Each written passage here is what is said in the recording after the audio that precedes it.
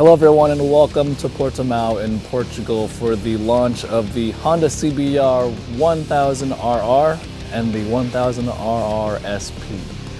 I apologize in advance for my voice. It's going away quickly and I can't do anything about that. I've drank plenty of water and it's not helping at all.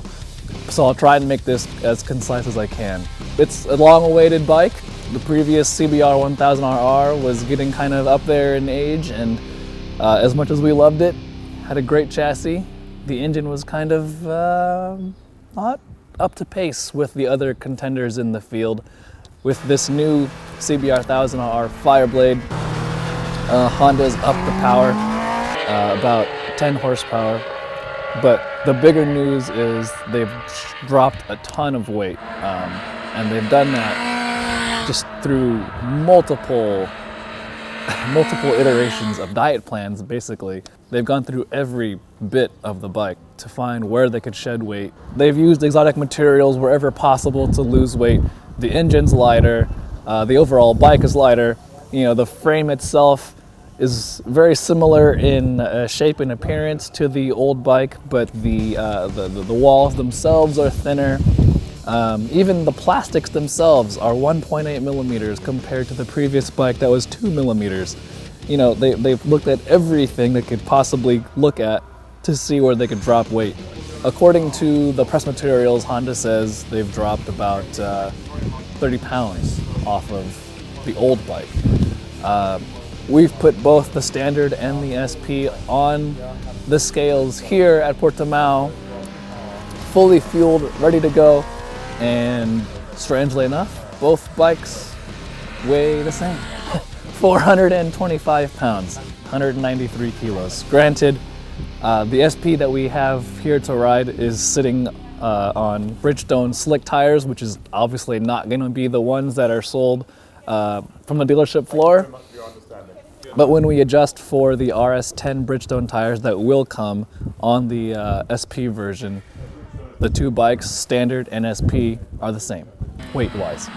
So what can I say about the bike? Well, first impressions are the new engine is a monster compared to the old bike. It definitely makes more power up top with just as strong of a mid-range.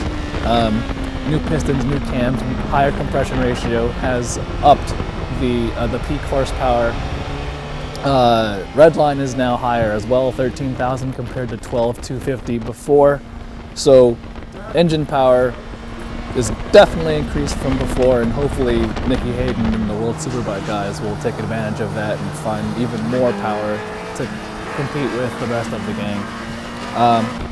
You know, the CBR1000 chassis has always been a great package, and Honda's design ethos with the new bike, and since the original CBR, was total control.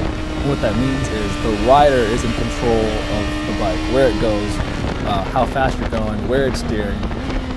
And the new CBR carries that ethos very well. It's very easy to place this bike where you want it. It's just as easy to ride as the previous bike. The chassis is very precise.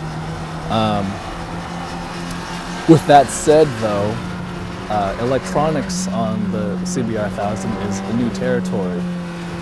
The old bike didn't have it, the new bike has a ton. Traction control, wheelie control, electronic shifter, quick shifter, standard on the SP, optional on the standard bike. We had it fitted to the standard bike. It's quick shifter both up and down, and it's clearly, in my opinion, the best quick shifter standard I've seen on a production motorcycle. Upshifts are crisp no matter what the RPM level is. Downshifts are even better. Bang, bang, bang, no clutch, and the bike stays composed, the revs are matched each time. It's beautiful. However, there's a bit of an issue with the electronics with the CBR. Like a lot of its competitors, it has an IMU, 5-axis IMU, that is used to help with the traction control and the ABS and whatnot.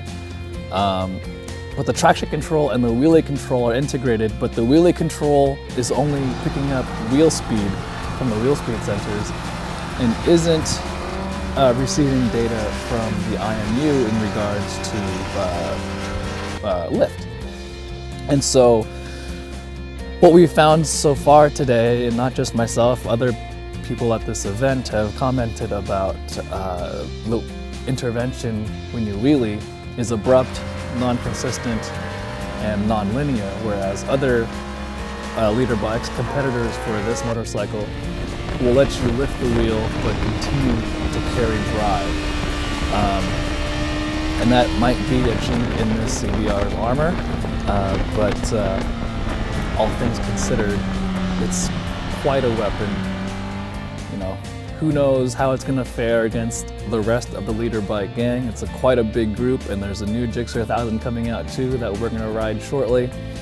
But rest assured, we'll put them all together and see which one comes out on top. But for now, I can tell you, the 2017 Honda CBR1000RR and 1000RR SP are fantastic motorcycles, but are slightly flawed.